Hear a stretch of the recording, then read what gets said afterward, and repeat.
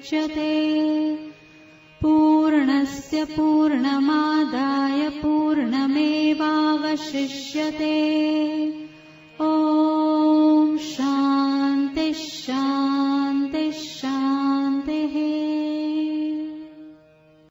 सहना भवतु सहनौ भुनक्तु सह वीर्यं करवावहै तेजस्विनावधीतमस्तु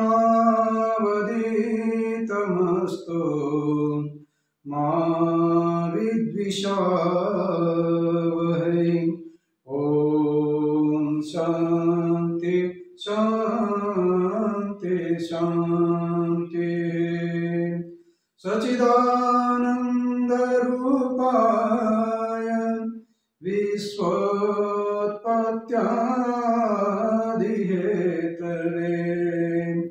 तापत्रय विनाशाय श्रीकृष्णाय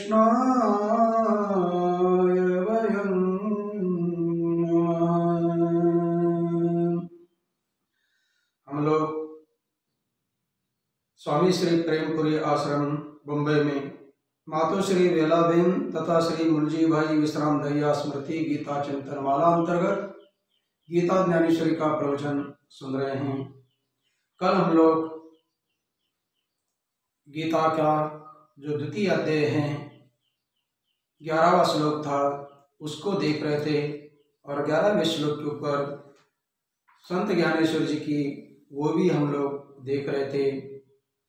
98 वो भी हो गए थे और पृष्ठ क्रमांक 42 पर बहुत सुंदर विषय चल रहा है। युद्ध के मैदान में दोनों सेनाओं के बीच में शंख बज चुकने के बाद में युद्ध की तैयारी पूरी की पूरी हो चुकी है।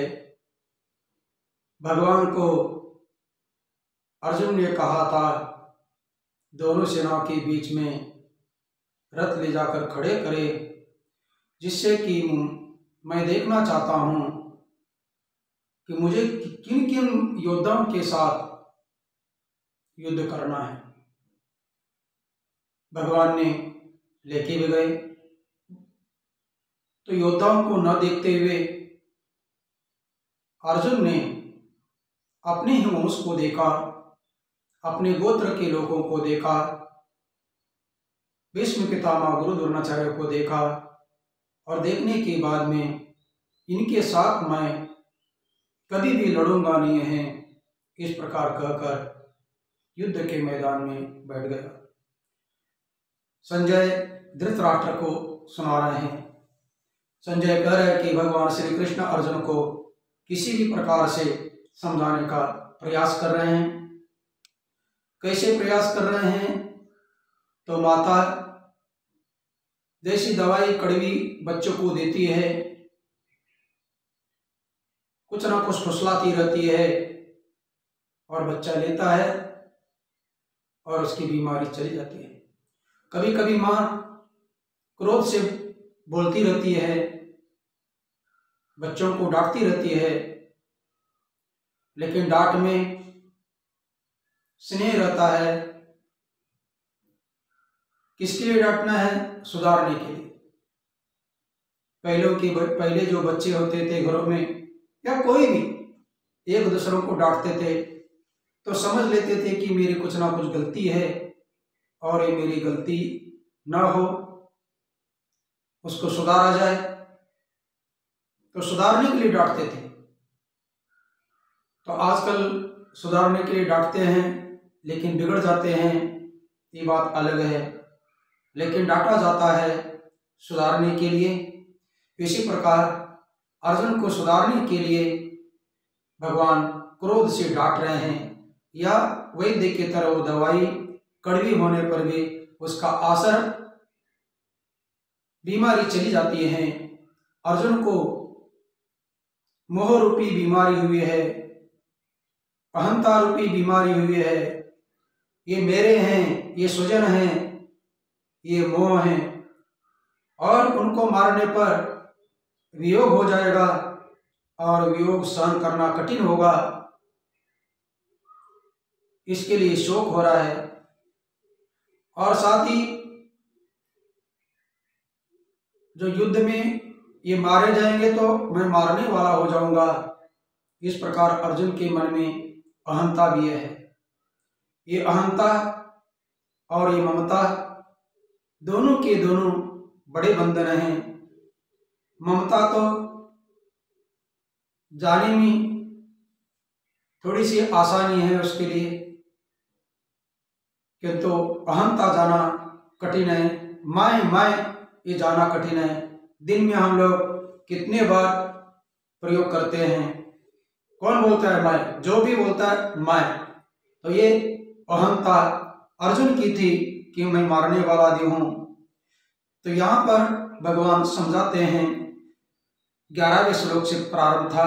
श्री भगवान उवाच अशोचान अन्वशोचस्त्वं प्रज्ञावादांश्च भाषसे गतासु न गतासुश्च नानुशोचन्ति पंडिता। हे अर्जुन, तुम प्रज्ञावादों की बातें करते हो। प्रज्ञावाद का अर्थ है केवल जो है बुद्धिमान का आभास होता है, बुद्धिमान रहता नहीं है। क्या बुद्धिमान है? जो शोक करने योग्य, अशोचान, जो शोक करने के योग्य नहीं है, उनके लिए अन्वशोचा, उसके लिए शोक करते हुए बैठा है तुम, इसलिए तुम प्रज्ञावादी हो। अरे जहाँ शोक करना चाहिए वहाँ करने पर बहुत बढ़िया है, लेकिन जिसके संबंध में शोक करना नहीं है वहाँ शोक करना माने असंबंधित बातें करना, अप्रसंग बोलना, इसको बोलते हैं ज्ञान का आभास, ज्ञानी का आभास, इसको बोलते हैं प्रज्ञावाद। लेकिन कभी कभी प्रज्ञावाद भी बहुत काम देता है। बोलते हैं ना मामा नहीं तो क्या है, काना मामा तो है ना, मामा नहीं है तो काना मामा ठीक बोलते हैं, और नहीं है तो जो बछड़ों में लंगड़ी गाय अपने को बहुत बड़ी श्रेष्ठ समझती है। दूसरा उदाहरण है निरस्तपादपे देशे एरंडमपि द्रुमायते। जहाँ बंजर भूमि हो, रेगिस्तान हो, वहाँ एक भी पेड़ नहीं होता है, वहाँ थोड़ा सा एरंड का पेड़ होता है तो बड़ा आनंद आता है, वाह वाह बहुत बड़ा पेड़ है, इसी को कल्प वृक्ष माना जाए। तो इसी प्रकार कभी कभी प्रज्ञावाद भी काम देता है, लेकिन भगवान के सामने काम देने वाला नहीं है। भगवान के सामने तो पंडित की ही बातें चलेगा। इसलिए पंडित कौन है? गत आसुन अगतासुन न सोचन्ति पंडिता। गत आसुन, आसु मनि प्राण, जिनके प्राण गए हैं उनके संबंध में। अगत आसुन, जिनके प्राण नहीं गए हैं, जीवित है, उनके विषय में कोई अपना शोक करते नहीं है, क्योंकि रोड के ऊपर अनेक प्रकार के अलग अलग प्रकार की गाड़ियां जाती है आती है, और साक्षी भाव से कोई बैठा रहता है, उसको कोई लेना देना नहीं है, क्योंकि रोड बना ही हुआ है आने और जाने के लिए। इसी प्रकार ये संसार बना ही हुआ है, कोई आ रहा है कोई जा रहा है, ये तो उसका स्वभाव ही है। तो आने जाने वालों के लिए शोक करते बैठना ये कोई बुद्धिमान नहीं है। जो शोक करता है वो प्रज्ञावादी है, और जो शोक नहीं करता है उसको बोलते पंडित। इसका मतलब पंडित क्या जानता नहीं है, क्या मर रहा है जी रहा है और संयोग हो रहा है वियोग हो रहा है, ये सब बातें जानता नहीं, क्या जानता है। लेकिन अंदर का भाव एक होता है और बाहर का एक भाव होता है। नाटक करने वाले होते हैं जो ज्ञानी है, ज्ञानी को बोलते हैं, ज्ञानी की लीलाएं बोलते हैं। लीला माने नाटक, नाटक का अर्थ होता है जैसे योग वशिष्ठ में रामचंद्र भगवान को थोड़ा सा वैराग्य हुआ। वैराग्य होने के बाद में रामचंद्र भगवान गुरुकुल से अयोध्या जाना ही नहीं चाहते थे। तब वशिष्ठ जी महाराज ने कहा, हे भगवान, आप आए हुए लीला करने के लिए, नाटक करने के लिए, तो आपका अभी तो नाटक प्रारंभ होने वाला है, इसलिए जाना अनिवार्य है। लेकिन नाटक करने की कला आपसे बढ़कर कौन जान सकते हैं। अंतस्त्यागी बहिसंगी विचरस्व राघव। अंतस्त्यागी, अंतःकरण में सभी का साक्षी, किसी के साथ आसक्त नहीं है, किसी के साथ लगाव नहीं है, ना किसी के साथ दुराव है, ना आसक्ति है, ना कोई नफरत है। उसी को बोलते हैं राग। और द्वेष, राग का अर्थ है चिपक जाना, ममता, स्नेह, प्रेम। और द्वेष का अर्थ है उपरति, हट जाना, नफरत आदि होता है।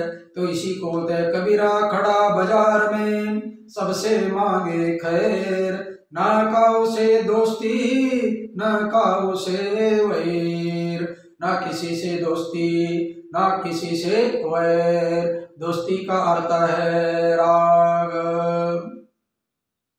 और दोस्ती वैर का अर्थ है द्वेष। ये कहीं नहीं है, भले ऊपर से थोड़ी देर के लिए करना है, नाटक के रूप में करना है। वो नाटक करते हुए राम जी को बोल दिया अंतःकरण में अलग भाव, और भई संगी हो, अंतःकरण में त्याग रखो, और बाहर संसार में आसक्त के रूप में रहो।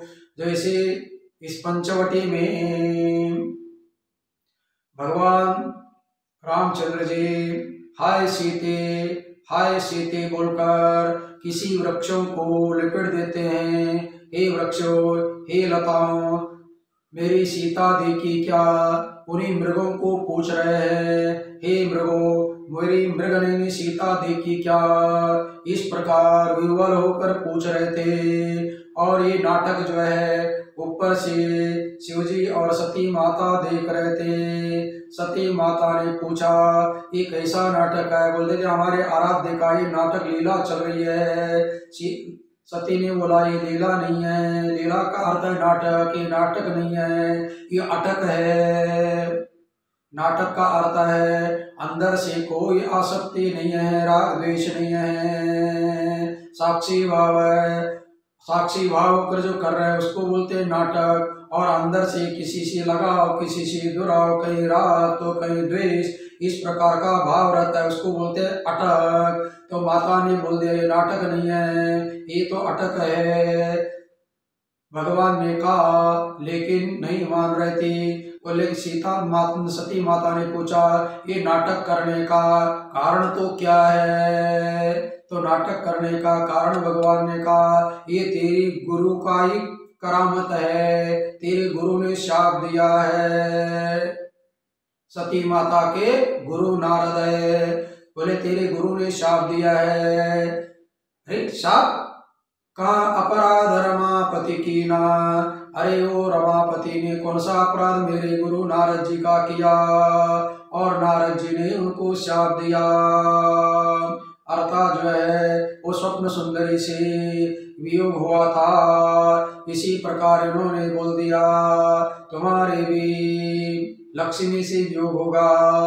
ये वियोग की लीला चल रही है, भगवान ने उनका वचन सत्य कर रहे हैं। लेकिन सती माता को समझ में नहीं आया और देखा तो बोले मेरे आराध्य भगवान शिव जी को छोड़कर माता आप अकेले कहाँ घूम रही हो? तो कहने का तात्पर्य इसको बोलते पंडित नाटक। ऊपर से रो रहे हैं।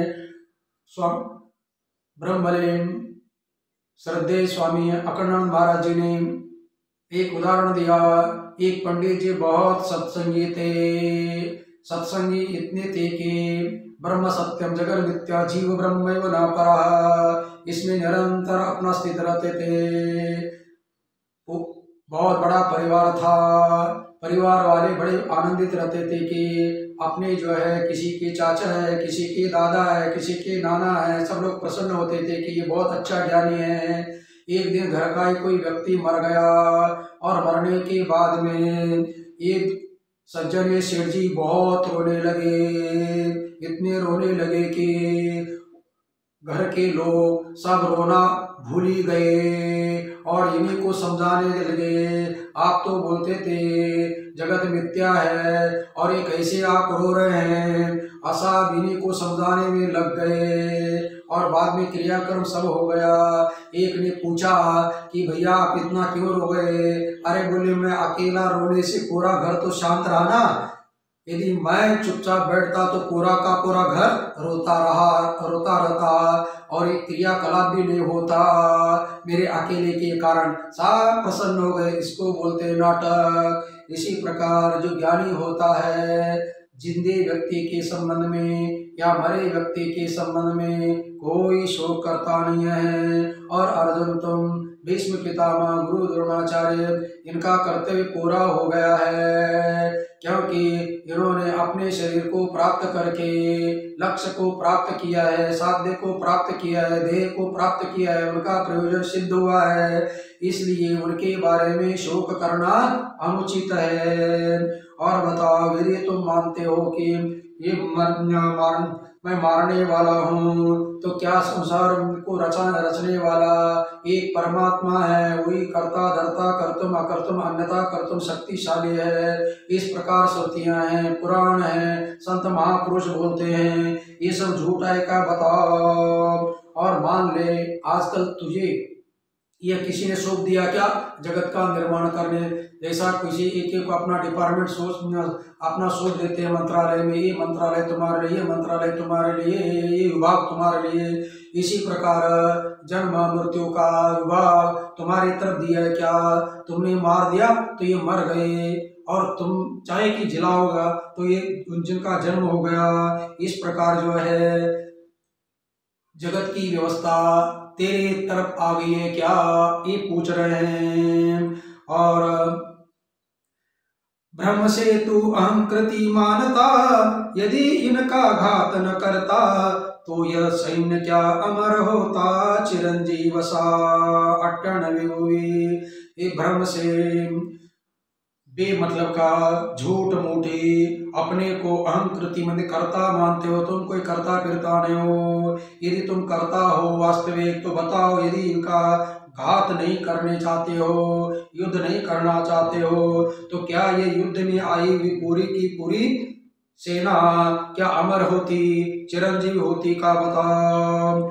अथवा तू है एक घातक तथा अन्य सभी है मृतक, चित्त में ऐसा ही भ्रम एक नहीं आने दे। अथवा और भी एक तो अपने को घातक माने मारने वाला योद्धा समझते हो, लड़ने वाला हत्यारा। घातक के कई धातु नाम अनेक अर्थत्वा, शब्दों के अनेक अर्थ है। तो मारने वाला तथा अन्य जो तुझे छोड़कर बाकी सभी के सभी मृतक मन मरने वाले हैं।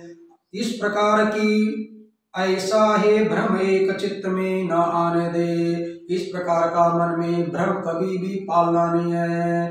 मैं एक मारने वाला हूँ, ये सभी बाकी अन्य लोग मरने वाले हैं। इस प्रकार का भ्रम तेरे अंदर कभी भी पालना नहीं है। क्यों पालना नहीं है।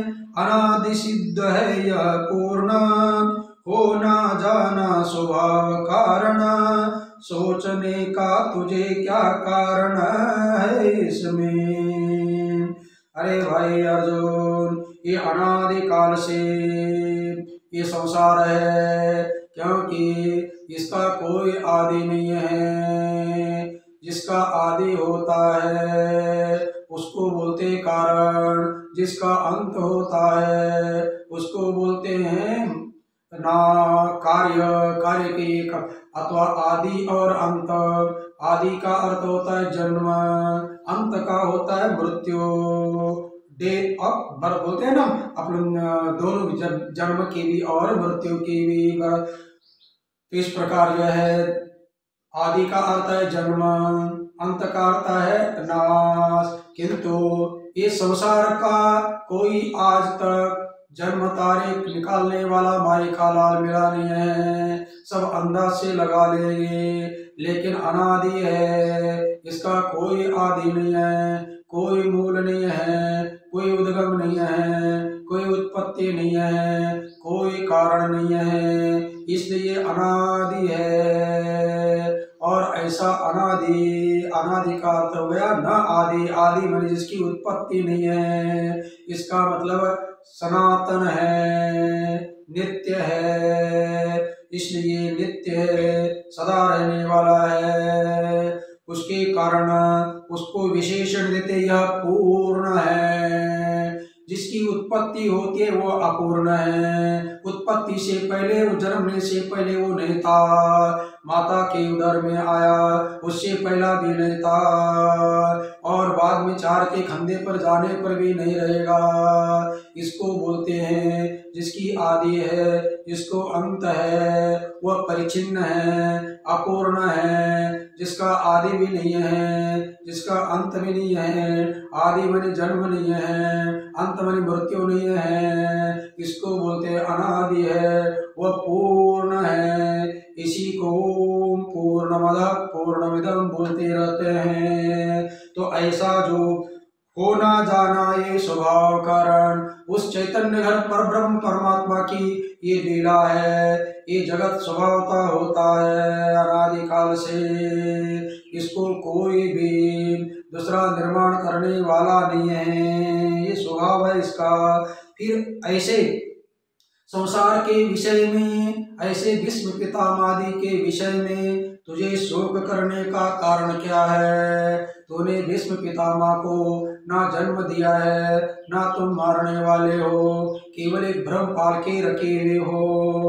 और आगे भी तो बोलते हैं ना, निमित्त मात्रम भव सर्वसाचिन मया हतान जय, मया हतान, मेरे द्वारा मारे गयों को मारो, और मार करके निमित्त मात्रम भव सर्वसाचिन, मारने का तुम निमित्त बनो और यश प्राप्त करो, उठो, तुम कोई मार नहीं सकते हो। जैसे फिल्म में, पिक्चर में हीरो जो है खलनायक को मारता है, वास्तविक कभी मार नहीं सकता है। जो डायरेक्टर है, लेखक है, उसके कलम के द्वारा वह लिखा गया है, उसका वो केवल नाटक करता है, रोल अदा करता है, वह कभी मार नहीं सकता है। इसी प्रकार तुम केवल मारने का क्या बोलते हैं, रोल अदा करो, तुम उनको मार नहीं सकते हो। जैसा कोई भी हीरो उस खलनायक को, बॉडी बिल्डर को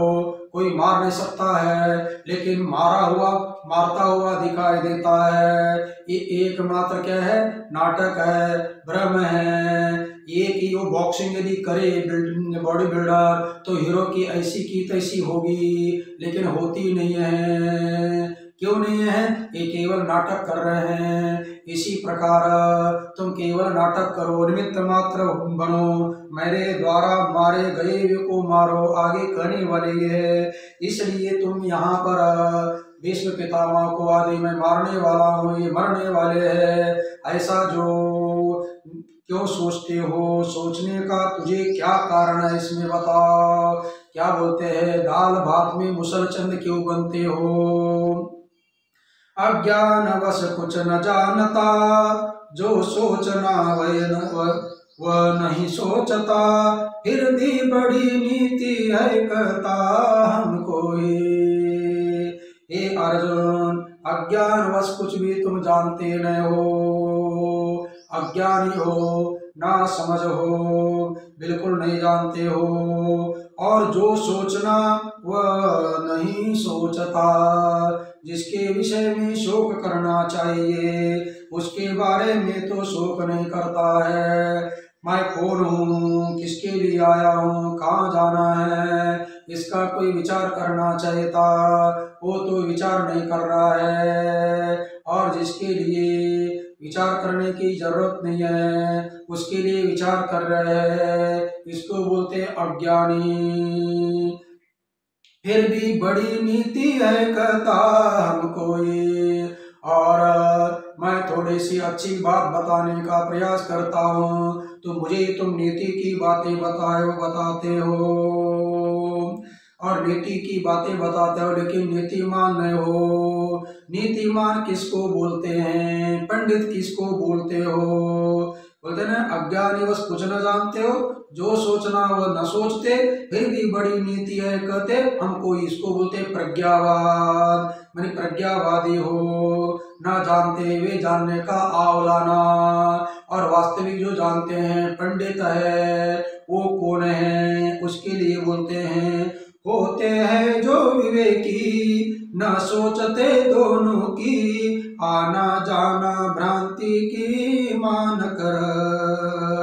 जो होते हैं विवेकी, सद असत का विवेक करने वाले, आत्मा अनात्मा का विचार करने वाले जो विवेक होते हैं, उन विवेकियों को लिए बोलते हैं ना सोचते दोनों की। कभी भी दोनों बातों के सोचते नहीं है। कौन दो बात है? आना जाना भ्रांति की मानकर। ये आना भी जाना भी ये भ्रांति है, ये भ्रम है, ये झूठा है। झूठे के बारे में कितना सोचने पर क्या फल मिलेगा? बेमतलब का जल ताड़नवत। संस्कृत में एक कहावत आती है, जल ताड़नवत प्रयोजन रहितम, कोई भी प्रयोजन अभाव। जैसे तैराक लोग तैरते हैं, कुएं में तैरते थे हम लोग बचपन में। अब मैं वाराणसी में जाता हूँ तो गंगा किनारे ही रहता हूँ, बहुत बड़ा आनंद आता है मुंशी घाट पर रहने के कारण। ऊपर से ही गंगा नीचे दिखाई देती है। ऊपर एक कपड़ा आश्रम में रख दीजिएगा और नीचे स्नान करने के लिए जाइएगा तो गर्मी के समय में बहुत आनंद लेते हैं। इस किनारे से उस किनारे जाते हैं और बेमतलब से पैरों से भी पानी मारना और हाथों से भी पानी मारना। अब पैरों से भी पानी मारते, हाथ से भी पानी मारते, इसका क्या प्रयोजन है? अरे केवल तैर के जाना, उस किनारे जाना, पहुंचना, ये प्रयोजन होता है मान लीजिएगा। लेकिन केवल पानी में पिटने से क्या फायदा है? क्या नहीं। इसी प्रकार जो झूठी माया, झूठी काया, ये सब झूठा ही चबेना, क्या बोलते हैं, ये सब झूठा ही है। तो उसके बारे में कौन सोच सकता है? अज्ञानी सोच सकता है। जैसे मुंगेर लाल के हसीने सपने देखता है और जगने के बाद में जहाँ की ताई रहता है। पुनर्मुसको भव, पुनर्मुसको भव की कथा तो आप लोगों ने सुनी होगी। एक चूहा था, वो चूहा जो है अपना घूमने लगा, एक बिल्ली आ गई, बिल्ली को देखकर डर के जो है वो चूहा महाराज गुरु के पास नतमस्तक हो गया। गुरु ने, क्योंकि उसकी बातें जानते थे पशु के, क्योंकि अहिंसा प्रतिष्ठायाम तत्सन्निधो सर्ववैर त्याग। ये महापुरुषों के सामने पास रहते हैं, वे वैर भाव भी त्यागते हैं और उनकी मन की बातें भी होती रहती है। तो चूहे ने कहा कि ये बिल्ली आ गई है, मुझे मारने वाले हैं, तो मुझे बड़ा बिल्ला बनाइए। बड़ा बिल्ला बनाया तो बिल्ला बड़ा आनंदित हो गया। फिर एक बहुत बड़ा कुत्ता आया, कुत्ते को डर के मारे फिर सामने खड़ा हुआ। अब क्या चाहते हो? ये कुत्ता जो है मुझे काटना चाहता है, मैं बड़ा कुत्ता बनूं। बड़ा कुत्ता बन गया, उस कुत्ते को डरा दिया। फिर एक दिन शेर आया और शेर को देख कर ही भाग गया। फिर सामने आया, भगवान मुझे शेर बना दिए, शेर भी बना दिया।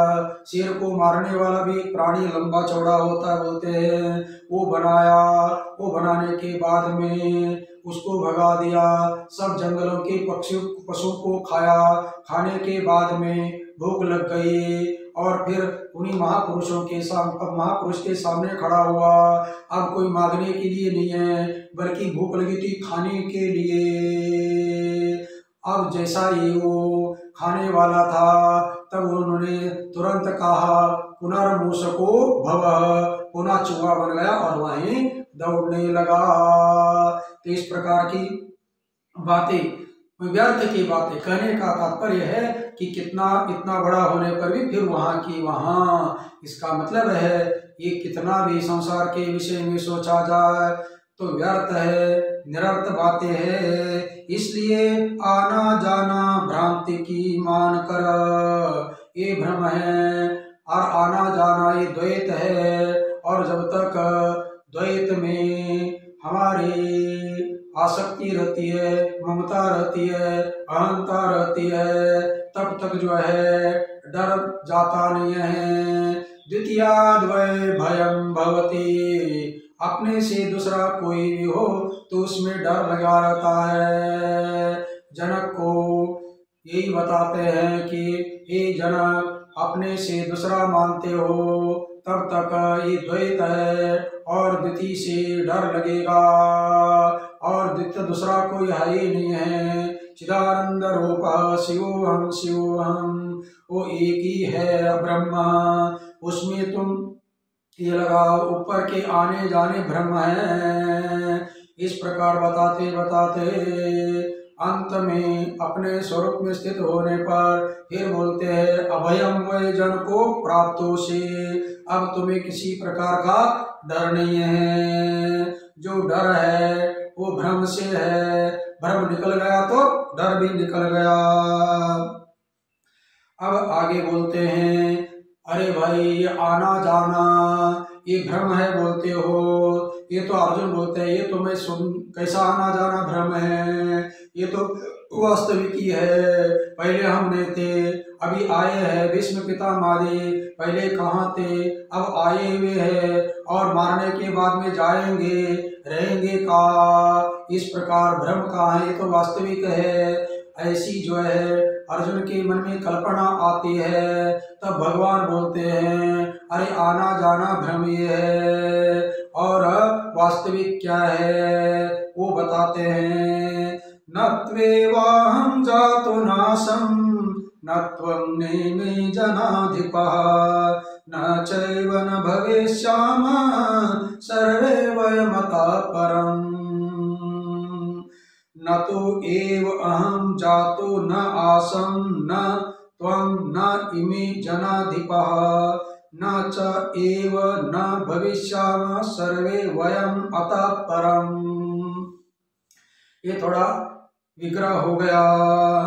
अब ये समझाते हैं क्योंकि आना जाना भ्रम कैसे, अरे बोलते आना जाना हो तो वास्तविक आना जाना होता तो ना, आना जाना भ्रम है, यानी वास्तविक कोई आता नहीं है, कोई जाता नहीं है। आता इसका मतलब पहला कहीं ना कहीं होगा तभी तो आएगा, तो यहाँ से आ रहा है इसका मतलब कहीं ना कहीं जाएगा, इसका मतलब कहीं ना कहीं उसका अस्तित्व रहना चाहिए। जैसे आप लोग अपने घर में रहते हैं और प्रेमपुरी का स्वाध्याय प्रवचन का समय होता है तो प्रेमपुरी में आते हैं, प्रेमपुरी में आपका आना हो गया, तो आना होना ये जो क्रिया की अनुभूति हो रही है, आना क्रिया की अनुभूति आप लोगों ने किया, ये कब आपको अनुभूति हुई? आप पहले अपने घर में विद्यमान थे ना, तो विद्यमान होने के कारण ही तो आए, और यहाँ आए हैं तो फिर दोबारा जाना है ना, ऑफिस में आदि तो ऑफिस में जाना है, यहाँ नहीं रहना है, वहाँ जाना है। इसका मतलब यहाँ से जाने का मतलब वहाँ ऑफिस में क्या ड्यूटी लगानी ना, हाजिरी देना है क्या नहीं, वहाँ उसकी उपस्थिति होनी है। इसका मतलब अरे वास्तविक ना आता है ना जाता है, वो तो हमेशा ही है, हमेशा है, लेकिन आना जाना भ्रम है, उसका अस्तित्व हमेशा है, लेकिन नहीं था बोलते हैं वो आया गया, इसका मतलब नहीं है। आना जाना ये भ्रम है, और वस्तु का निरंतर रहना ये वास्तविक है, उसी को यह बताते हैं। हे अर्जुन अहम जातो न आसम इति नः, अहम मनि मैं जातो मनि कभी भी कदाचित, न आसम नहीं था अर्थात मैं कभी नहीं था, इति न ऐसा नहीं है। हे अर्जुन मैं कृष्ण जातो मनि कभी भी नहीं था, ऐसी बात नहीं है। त्वं न आसी इति न, अर्जुन तुम भी नहीं थे, ऐसी बात नहीं है। मैं भी भूतकाल में था और तुम भी भूतकाल में थे, इसलिए मैं नहीं था ऐसी बात नहीं है, इसका मतलब मैं था, तुम नहीं थे ऐसी बात नहीं है, इसका मतलब तुम भी थे। न इमे जनाधिपा, और ये जनाधिपा मेरे राजा लोग भी पहले नहीं थे ऐसी बात नहीं है, किंतु जनाधिपा इमे आसन, ये भी थे। अहम आसम त्वम आसी इमे आसन, ये लोग भी थे। तीनों प्रकार में भूतकाल में मैं भी था, तुम भी थे, ये भी थे, किंतु मैं कृष्ण रूप में नहीं था, तुम अर्जुन के रूप में नहीं थे, और ये राजा लोग राजा के रूप में नहीं थे। एक राजा का नाम रूप नहीं था, कृष्ण का नाम रूप नहीं था, अर्जुन का नाम रूप नहीं था, लेकिन दूसरा एक रूप था, उसको तुम कभी जानते नहीं हो। वह रूप एक चेतन घन है, उसका कभी जो है बदलता नहीं है।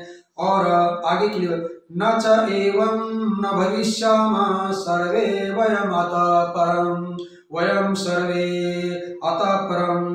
अब यहाँ से आगे न भविष्यामः इति न, अरे भाई अभी वर्तमान काल है, अतः मनि वर्तमान काल, परम मनि इसके आगे भविष्यामः सर्वे वयम इति न, अर्थात हम नहीं होंगे ऐसे नहीं है। इसका मतलब है भूतकाल में हम लोग थे, वर्तमान काल में तो आई है, इसका कोई अपलाप नहीं कर सकता है। वर्तमान काल में नहीं है ऐसा मैं नहीं हूँ, ऐसा कोई भी बोल नहीं सकता है। कोई भी अपना जो अस्तित्व है उस अस्तित्व का अपलाप नहीं कर सकता है। अपलाप करना एक प्रकार की बुद्धिमत्ता नहीं है, बल तो व्याघात दोष बोलते हैं। जैसा मैं बोल रहा हूँ और बोलेंगे अरे भैया मैं तो बहुत दिन हूँ, मुझे तो कुछ बोलने के लिए नहीं आता है, क्योंकि मेरे मुख में वाणी नहीं है, मैं मुखे जुआ नास्ती। अरे मेरे मुख में जुआ नहीं तो बोलने वाला कैसा है, इसको बोलते बल तो व्याघात दोष। इसी प्रकार मैं नहीं हूँ, अरे मैं नहीं हूँ, या ऐसा वर्तमान में कौन बोल सकता है। तो कहने का तात्पर्य ये तीनों काल वर्तमान में तो है, भूतकाल में भी हम थे और भविष्य काल में भी रहेंगे, वर्तमान काल में है। इसका मतलब है भूतकाल में नाम रूप अलग थे, भविष्य में नाम रूप अलग होंगे। इस समय नाम रूप अलग है, लेकिन नाम रूपात्मक इस शरीरों में, चाहे मेरे शरीर में हो या तेरे शरीर में हो, चाहे राजा लोगों के शरीर में, एक ही चैतन्य यहाँ से लेकर वहां तक दौड़ता है, वो तीनों काल में रहता है। उसके ऊपर ज्ञानी की दृष्टि होती है, इसलिए वो ज्ञानी कोई आया क्या कोई गया क्या, वो आना जाना भ्रम है। और रोड जो है एक सत है, और रोड के ऊपर आने जाने वाली गाड़ियों में क्रिया होती है, रोड में कोई क्रिया नहीं होती है। इसी प्रकार एक आत्मा है, अस्ति भाति प्रिय रोड है, सच्चिदानंद है, उसके ऊपर कृष्ण की नाम रूप गाड़ी आ गई चली गई, अर्जुन की आ गई चली गई, ये राजा लोगों की आ गई चली गई। पहले जो है कृष्ण की अलग जो है कुर्म आदि मछली आदि के रूप में आए और चले गए, दूसरे राजा के भी उसी अर्जुन का नर रूप में आया गया चला गया। इसका मतलब है नाम और रूप में परिवर्तित होता रहता है, गाड़ियों में परिवर्तित होता रहता है, लेकिन आत्मा जो रोड है, रोड में कोई परिवर्तित होते नहीं है। भले आजकल की रोड खड्डे हो जाते वो बात अलग है, लेकिन मुंबई में जो सीमेंट कंक्रीट की रोड कर दिए है, उसके ऊपर दिन में साल में कितनी गाड़ियां आती जाती है, कुछ भी बदल होता नहीं है। इसी प्रकार जो चैतन्य की सीमेंट कंक्रीट रोड है, उसके ऊपर ये आना जाना जो होता है ये एकमात्र भ्रम है, और ये सोच कर के ज्ञानी लोग अपना कभी भी शोक करते नहीं हो, और तुम शोक करते बैठे हुए हो। इसका मतलब है यहाँ पर आत्मा को ध्यान में रखकर ज्ञानी कभी शोक करता नहीं है, क्योंकि आत्मा न आता है न जाता है। आत्मा के ऊपर ये गाड़ियां मैंने जितने भी 84 लाख मॉडल की गाड़ियां ब्रह्मा जी की फैक्ट्री में बनते हैं। ब्रह्मा जी की 4 फैक्ट्री है, 4 फैक्ट्री में 84 लाख मॉडल बनते हैं। अंडा, जारा, जुदबीज और स्वेदर, ये 4 फैक्ट्री हैं। 4 फैक्ट्री में ये सभी मॉडल बनते रहते हैं। और मॉडल क्या होते रहते हैं, केवल मॉडल का अपना ये आजकल बोलने वाले ना 15 साल के बाद में गाड़ियां रोड पर नहीं आएगी। इसी प्रकार इनकी आयु समाप्त होने पर ये गाड़ियां कचरा हो जाती है। और किंतु इंजन कचरा नहीं होता है, इंजन ज्यों की त्यों रहता है। और केवल जो है ब्रह्मदेव ने जो इंजन बनाया है उसको यमराज जी आदि सब केवल अपना ये जो है एक्सीडेंट हो जाती है गाड़ी, अर्थात कार जो है चिपक गई, मर गई, तो दूसरे बॉडी में फिट कर देते हैं। इतना ही काम कर देते हैं। इसका मतलब आत्मा एक सत्य है, आत्मा के ऊपर ईश्वर आदि आते जाते हैं, एक भ्रम है। कहता हूँ बात एक, यहाँ हम तुम देख, तथा भूपति अनेक सारे जन। इसके ऊपर ज्ञानेश्वर जी बोलते हैं, कहता हूँ बात एक, अर्जुन मैं एक बात कहता हूँ सुनो। यहाँ हम तुम देख, इस युद्ध के मैदान में हम हैं और तुम दोनों को देखो। तथा भूपति अनेक सारे जन, तथा ये भूपति राजा लोग है, सारे के सारे जन को देखो। इसका मतलब मैं और तुम ये राजा लोग, ये तीनों को देखो और देख करके इनके बारे में विचार करो। नित्य ऐसे ही रहेंगे या निश्चित क्षय होंगे, या भ्रांति छोड़ देंगे, दोनों व्यर्थ।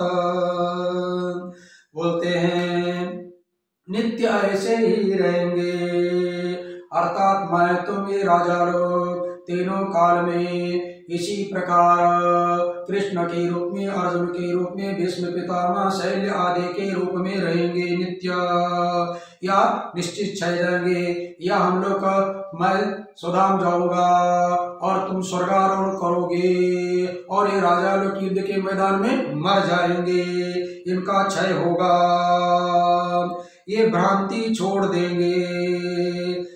ये भ्रांति है, इसको छोड़ देना पड़ेगा और ये दोनों बातें व्यर्थ है। कौन? ये शरीर आदि हमेशा रहेंगे या ये मरेंगे। ये जन्मना और मरना इस प्रकार की ये दिखाई दे रहे हैं। इनका शरीरों का जो अस्तित्व है, शरीरों का अस्तित्व जो है, ये शरीर का अस्तित्व और शरीर का नास्तित्व, शरीर का भाव, शरीर का अभाव, शरीर आया तो भाव हो गया, शरीर गया तो अभाव हो गया, ये दोनों के दोनों व्यर्थ है, भ्रांति है। जैसा रस्सी के ऊपर सर्प दिखाई देने पर हाय तो वह मचाया, बोलते लाओ लाओ टार्च लेके आओ, पुराण लेके आओ। देहात में होता है, बड़े बड़े सर्प निकलते हैं तो बहुत बड़े लोग चिल्लाते रहते हैं, लंबे लंबे बल्लियां लेके आते हैं मारने के लिए, बोलते रहता है देखो देखो इसके मुख के ऊपर टार्च लगाओ, क्योंकि इसको जो मुख है ना, इसको पहला मारना पड़ता है। यदि कहीं पूंछ की तरफ मार दिया और वो छलांग लगा के चला गया तो बाद में वो सभी लोगों का फोटो उसके आंखों में आता रहता है और फिर बाद में वो काटता है, क्योंकि वो अपना वैर भाव रखता है। इसलिए देहात में कहावत है, पहले उसको मुख के ऊपर मार देते हैं, उसके आंखों मुख फोड़ देते हैं पहले। इस प्रकार जो है मुख के ऊपर टार्च लगाओ, मुख के ऊपर टार्च लगाओ। जैसे ही मुख के ऊपर टार्च लगाया, डरते मारे चिल्ला रहा था मारो मारो मारो। टार्च जैसे ही लगाया तो रस्सी थी। अब बताइए कितना रस्सी के ऊपर, या उस रस्सी के आगे मारने पर सर्प मरेगा क्या? क्या सर्प को लगेगा क्या, या सर्प मरेगा? इसका मतलब वहां सर्प आया भी नहीं है और सर्प मरा भी नहीं है। इसका मतलब क्या हुआ? सर्प का वहां आना और सर्प का जाना, माने मार खाना, या टॉर्च लगाते चला गया। टॉर्च लगाने से पहले आया, टॉर्च में प्रकाश, प्रकाश आने से पहले जो आया और प्रकाश आते ही चला गया। इसका मतलब प्रकाश नहीं था तो वो जन्म ले लिया और प्रकाश आता है तो मर गया। तो ये आने जाने की, उसकी जन्म और मृत्यु की ये जो कल्पना ही तो है, ये भ्रम है, ये दोनों व्यर्थ है। इसी प्रकार ये नाम रूप जो हम लोगों के, चाहे मैं हूँ चाहे तुम हो, ये राजा लोग है, ये नाम रूप जो जगत हम लोग संसार शरीर को ही बोलते हैं। संसरति इति संसार गच्छति इति जगत। जगत बोलने के बाद में अपने को छोड़ देते क्या? संसार बोलने पर अपने को छोड़ना पड़ता है क्या? नहीं। संसार बोलने के बाद में संसार समष्टि हो गया, समष्टि में व्यष्टि हम भी मिलते हैं। जो व्यष्टि होती है वह समष्टि से कभी अलग नहीं होती है। जगत बोलने के बाद में जगत का एक व्यक्ति, हम भी व्यष्टि है, हम व्यष्टि उस जगत समष्टि से अलग होते नहीं है।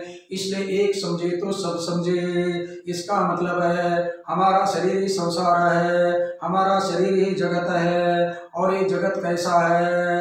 रज्जु के ऊपर सर्प के तरह है। रज्जु सर्पाकार बासीले जगदम्बर। संत तुकाराम जी बोलते हैं, भैया ये संसार जो दिखाई दे रहा है एकमात्र रज्जु सर्प के समान है। रज्जु सर्प के अलावा दूसरी कोई भी कल्पना नहीं है। बताओ अर्जुन, क्यों व्यर्थ का शोक कर रहे हो? इसका मतलब है भ्रम का अर्थ हो गया जन्म।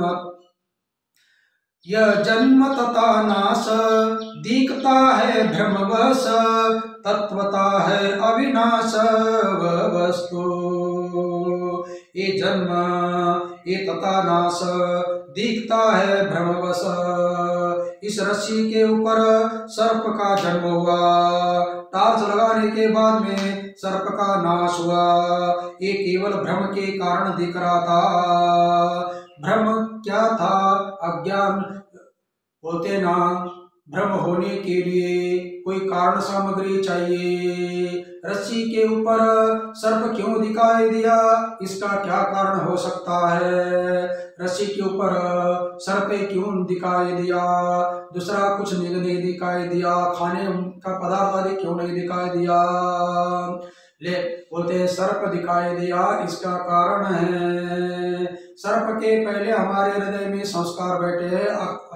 अच्छा सर्प देखे हुए है वो, और देखने के बाद में उससे हम डरते हैं क्योंकि वो हमारे लिए प्रतिकूल है। प्रतिकूल वेदनीयम दुखम, उसको हम हमारे लिए प्रतिकूल के रूप में जानते हैं। अरे भैया वो भी प्राणी, हम भी प्राणी हैं। सिया राम मैं सब जग जाने, करो प्रणाम जोर जुग पाए। फिर उसको हम डरते क्यों हैं? उसको नहीं डरते हैं, उसके अंदर जो जहर है उस जहर से डर लगता है। उस जहर से डरने के कारण, जहर जिसके पास है उससे भी हमें डर लगता है, क्योंकि जहर हमें मारता है, सर्प नहीं मारता है। इसलिए तो सपेरे लोग क्या करते हैं आप लोग जानते हैं। सपेरे के पास एक बहुत बड़ी अच्छी कला होती है। वो जो सांप के अंदर दांत के नीचे जहर की पोटली रहती है, बोलते हैं वह जहर की पोटली निकाल देता है, और निकालने के बाद में उसके साथ आनंद से खेलता है। हम लोग वाराणसी में गंगा किनारे देखते हैं, ये गंगा किनारे अनेक प्रकार के खेल दिखाई देते हैं। विदेश भी लोग आते हैं, शाम का समय देखा जाए विदेश के लोग अपना कई प्रकार के बॉल, एक 4-5 बॉल फेंकते रहते हैं फटाफट फटाफट। अनेक प्रकार की कला का ये स्टंट का ये दिखाते रहते हैं। उनको दिखाने के लिए सपेरा आता है, उनकी स्टंट, उनकी कला अलग रहती है। और सपेरे बाजीगर लोग आते हैं, वो बड़ा बड़ा नाग रहता है और बजाते रहते हैं पुंगी, और वो अपना हिलता नहीं है तो हाथ आगे कर लेता है। हाथ करते बहुत गुस्से से वो काट देता है, खून भी आ जाता है, और खून भी आता है। हम लोग डरते हैं, लेकिन वो बिल्कुल डरता नहीं है, आनंद से फिर उसको अपना नचाते रहता है। आप बताइए हम लोग केवल उसका नाम सुनते डरते हैं, और वह तो हाथ सामने कर रहा है, काट भी रहा है, खून भी आ रहा है, तभी भी डर नहीं लगता है। क्यों नहीं डर लगता है? सर्प से डर लगता है हमें, लेकिन उसको सर्प से डर नहीं लगता है, क्योंकि उसको पता है डर जिस जहर से था वह जहर उन्होंने पहला ही निकाल दिया, और निकालने के कारण अब कोई डर नहीं है। इसी प्रकार संत महापुरुष लोग इस काल जाल बोलते हैं, इस संसार को, अपना जगत को व्याल में सर्प बोलते हैं। अभी जैसे तुकाराम जी बोल दिया, रज्जु सर्पाकार भाषिले जगदम्बर, जगदम्बर जग है, संसार ये सर्प के आकार में है।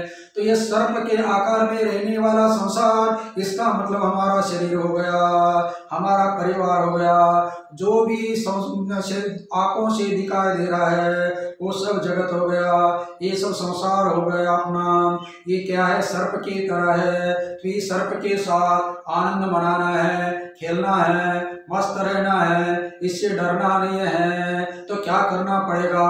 इस सर्प के अंदर मारने के लिए जहर के दो दांते हैं, एक अहंता है, एक ममता है।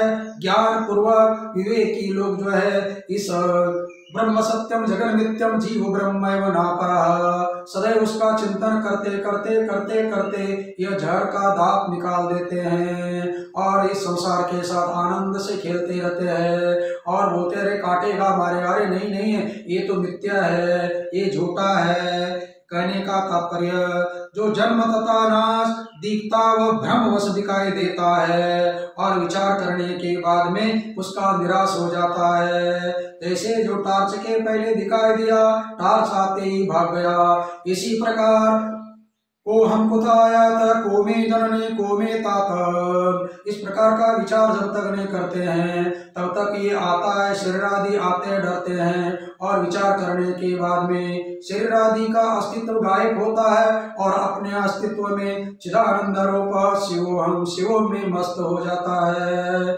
ओम पूर्णमद पूर्णमिदं पूर्णात् पूर्णमुदच्यते पूर्णस्य पूर्णमादाय पूर्णमेवावशिष्यते। ओम शांति शांति शांति। सच्चिदानंद भगवान की जय। स्वामी प्रेमपुरी जी महाराज की जय। ओम नमः पार्वती पतये। हर हर महादेव। ॐ शान्ति शान्ति।